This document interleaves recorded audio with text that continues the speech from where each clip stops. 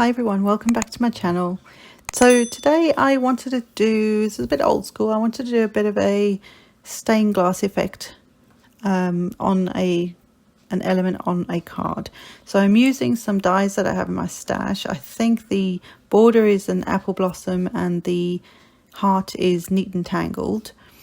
I then have some scraps of cardstock, which is what I used. I also have a Tim Holtz Alterations, not Alterations, I think it's from the Alterations range, embossing folder that I used with some canvas, pre-gessoed canvas paper.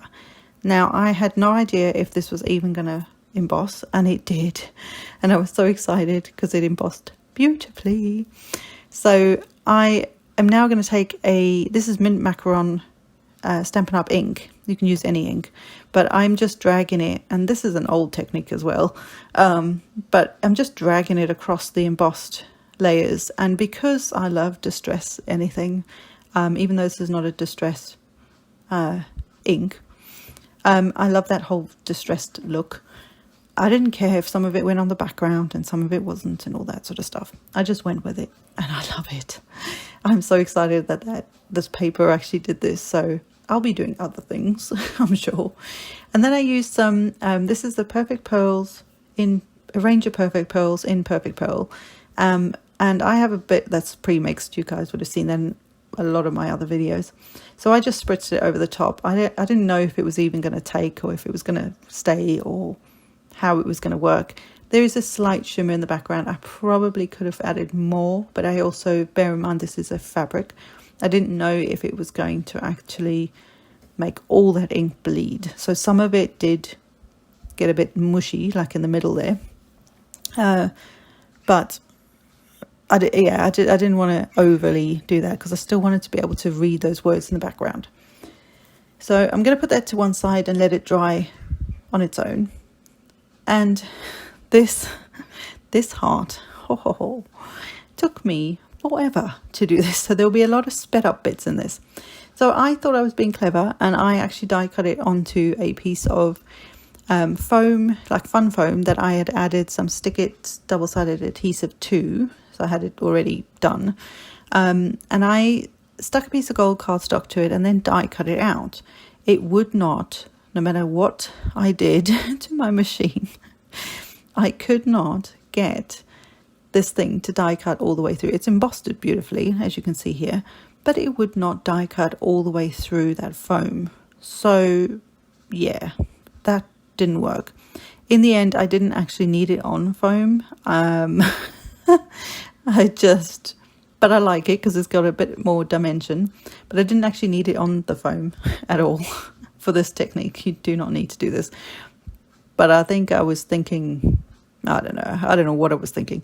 Anyway, so I decided in the end I'm going to add some adhesive to the top layer, and I'm using some Lawn Fawn. This is the 1/4 inch tape. It's quite strong tape, so it's quite nice to work with. But I will still, later on, you'll see I'll still add some liquid glue just to make sure that everything sticks where I want it to stick.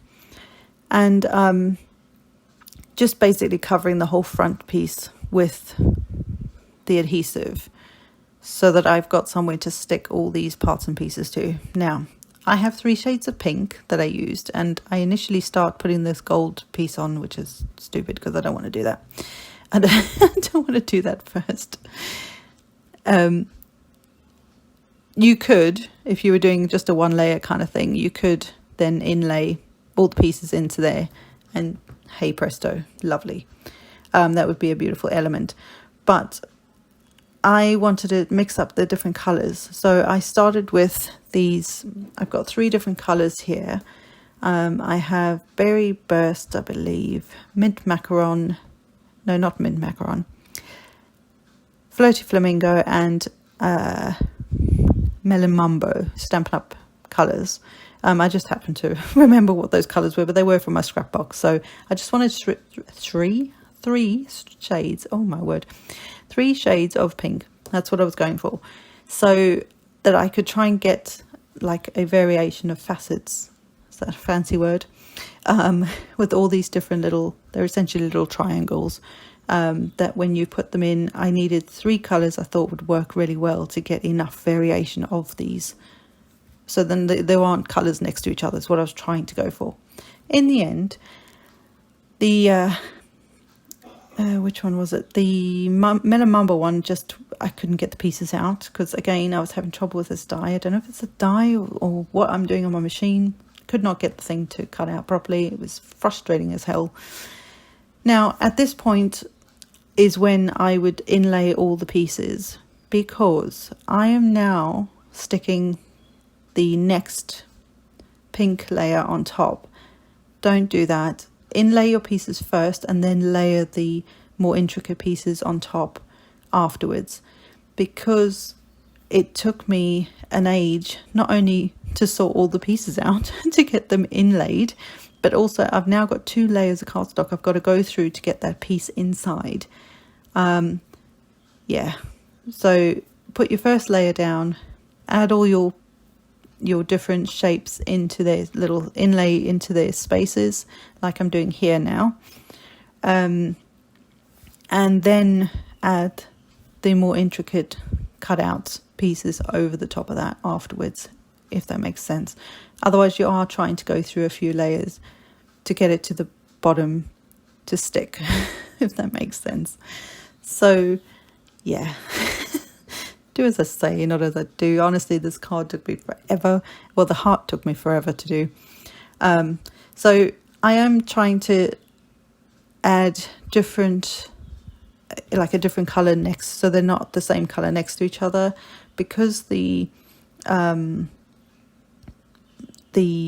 Mumbo color hadn't cut out very well, and I just was in the middle of this. I went with the 2 colors. It's still really pretty. I still really like it in the end, but I think 3 colors would have worked much better, because I did have quite a few areas where the colors were next to each other, and I don't really like that. I like the idea of having completely different colors next to each other. Now, obviously I'm using shades of pink. You could use any colors you like, but this, if you're going to do this technique, maybe go for something that's not quite so detailed with the inlay part of it, because this took forever getting them all in there, but I did.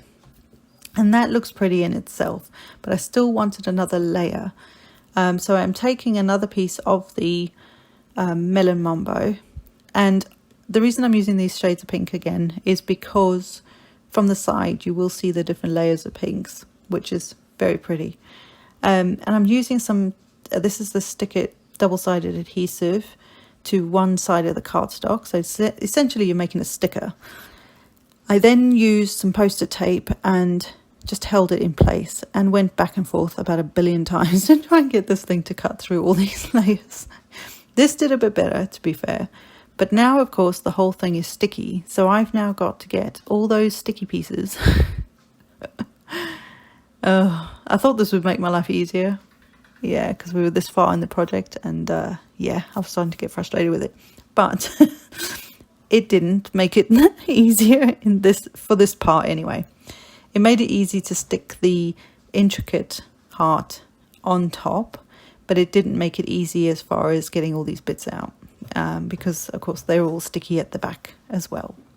So yeah, so maybe what I should have done is just cut the heart out, popped all those pieces out, and then used some wet adhesive to layer the next piece on top of each other, which is what I have to do with the gold layer anyway.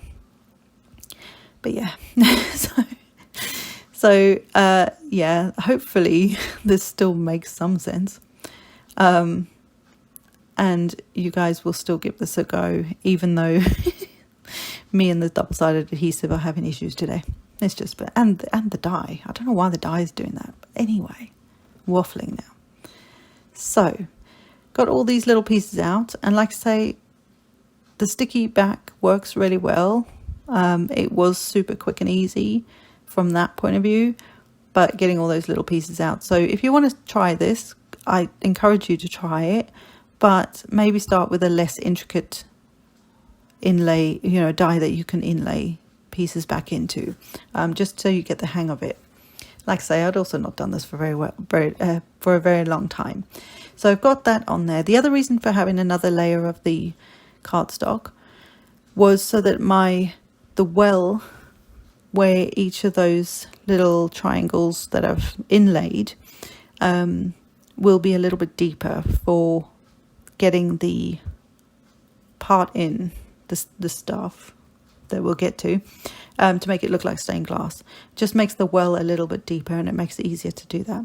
So for intricate, and this is again what I should have done, it suddenly dawned on me that if I put my wet adhesive on my hand and then just tap that intricate die into the adhesive, I get the adhesive on the back. There's no goopy bits. I had a few, but nothing major. And then it goes on pretty well. So I put an acrylic block on it just to hold it down while the glue dried. And that just helps things as well. And that in itself is very pretty. I think that's really nice if you don't want to do the actual stained glass effect. That works, and I think that would look lovely on a card. I think it would look better if I had 3 colours, but that's just me because I was having issues today. So I have a piece of mint macaron cardstock. I figured I'd use the same cardstock as the colour that is on the ink that we used. And it's 11 by 4 1/4 scored at 5 1/2. So very easy. This is a standard A2 size card. It will be a top fold card for this one. So obviously my canvas is too big, so I'm going to cut that down. Now again, I didn't know if this was going to cut in a paper trimmer. I probably could have used a die, but I didn't want the what's it called, the embossed. I didn't want to lose the embossing by running it through the machine, so that's why I hand cut it as well. It cut beautifully. I was really impressed with how well it cut, being that it's a bit of canvas and this is my little paper trimmer. So but I love that it cut that well, because that's just encouraged me more to use it, because I've had it for quite a long time. So when I put this against the mint macaron cardstock, I just felt like it got lost in the background. It just, I don't know, it didn't pop off that card. So I am going to take a piece of what's it called? Berry Burst. It's a retired colour. It's one of the colours I've used in the heart as well. Yeah, it was Berry Burst. And I'm going to bring that colour in so it also ties in that colour with the heart, because at the moment it's kind of like there's the green and there's the pink, whereas now we want to try and tie all of it together so it's all cohesive. That's the right word.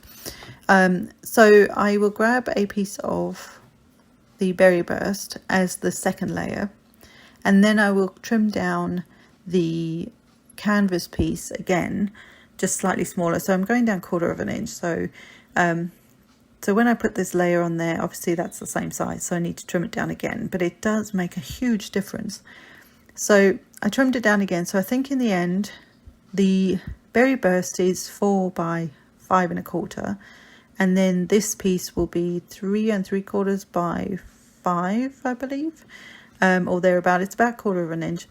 And I was trimming it left and right a couple times so that I could try and still keep the wording somewhat in the middle. But I think it's kind of funny that at the top it says Uggs and Kisses now. I don't know why that tickled me when I saw that when I was editing, but anyway. And I'm using the same Lawn Fawn 1/4 inch tape. This is pretty strong tape, again being something I'd not worked with as in the canvas paper. I didn't know, well, canvas, it's not paper, but it's canvas. I didn't know if this was going to work to stick it down, but it worked beautifully. Wet adhesive's probably better, but it probably, being a fabric, would take a bit longer to dry. And there is one little bit that I will do in a minute to help lay the canvas a little flatter. But I'll explain that when I get there. So I got the tape on there and layered it onto my Berry Burst layer, and I'm not going to stick it on the card yet, but do you see how it just pops right out? And I think it also then ties in with the pinks that are in the heart itself. So this is I believe this is an apple blossom die. I've had this for years. I've got that in some gold mirror, the same Mirri cardstock. Mirror cardstock? It's from like a billion years ago. And I've deciding I had a rough idea of what I was going to do. So just deciding which way I wanted to put this on the card. And I liked it sort of with the pattern on the outside, if that makes sense. And I'm also lining it up so that it's somewhat even, so that when I trim it, it looks like it's kind of central. But you know me, I don't do straight lines or straight anything. Yeah, but it worked out really well. And again, I used a wet adhesive because I thought that would adhere to the canvas better. And it seemed to work really, really well. So then I went to put my little heart on, and I realized the O was just sticking up too much. So I did some surgery on it. I cut it and I put a bit of wet adhesive in there, and it just helped it lay flatter between the embossing and then obviously inking and then spritzing it with the shimmer spray. It just lifted a bit. So there's a couple of areas that did that anyway, but the other areas I'm not worried about. I just wanted my heart to be able to lie flat, which it will do now. I then decided that I needed a sentiment. I suddenly realized I didn't have one. So I actually have a sticker book by Heidi Swapp, and it's normally for planners, but there are some gold stickers in here. And this one says, "Life is so good." So again, this is kind of hello, Valentines, but not specifically Valentinesy. It's again a love themed, which, you know, about life and things being wonderfully good. So I thought this was nice because you could send this to a friend at any time of the year, or a family member or whoever, and just almost like a reminder of how good life really is, even when we have those moments where it feels like you're in a vortex. Yeah, we'll leave it at that. So I then put the adhesive on the back of the main panel, and I love how this looks. It just pops right out the page. No, it's not a page. It's a card. Hello. Anyway, so this is the sticky back foam that I had. And again, I just decided that although it's very sticky, can you see how it embossed the back of the foam? It didn't cut through, but anyway, we're making it work. I added some extra adhesive on the back, wet adhesive, so that it would properly stick down. And it stuck pretty well, and so far so good. It's not moving, so that's good. So again, I'm just putting a acrylic block on there until the glue dries a little bit. And then on my little sentiment, which I stuck the sticker onto the berry burst, again tying that colour in, and I then stuck it onto the gold, which again ties that in, as well as the actual sentiment. You know, the sticker was in gold as well. So it worked out really well in the end, considering I had issues with that heart. So the next thing to do, and to get your stained glass effect, is to use some either Glossy Accents, and you could leave it like this, it'd be beautiful. But to either some Glossy Accents or some Nuvo Crystal Glaze. I went with the Glaze because it's slightly more liquidy, which can be good and bad. It's being more liquidy. I could then use a craft pick and get it into the corners of the little triangles, because that's essentially what they are, the little facety areas, and that helps a lot. And I have again sped this up because this took a little while to do, but when it dries, it is stunning. I think it's such a cool effect.